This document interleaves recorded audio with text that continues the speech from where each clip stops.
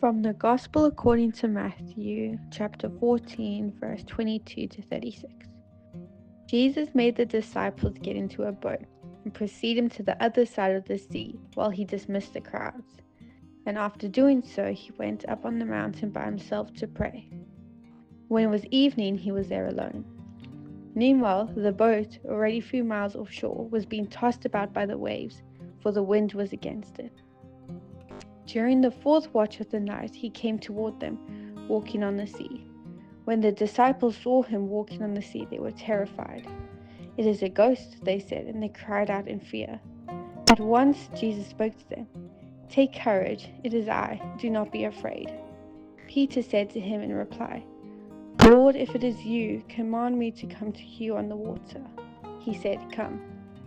Peter got out of the boat and began to walk on the water towards Jesus. But when he saw how strong the wind was, he became frightened, and beginning to sink, he cried out, "Lord, save me." Immediately Jesus stretched out his hand and caught him, and said to him, "O you little of faith, why did you doubt?" And after they got onto the boat, the wind died down. Those who were on the boat did him homage, saying, "Truly you are the Son of God."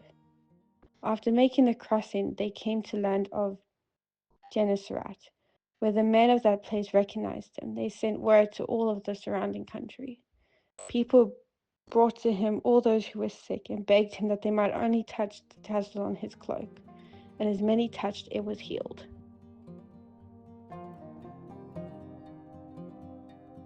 This is an episode from which the Father of the Church drew a great wealth of meaning.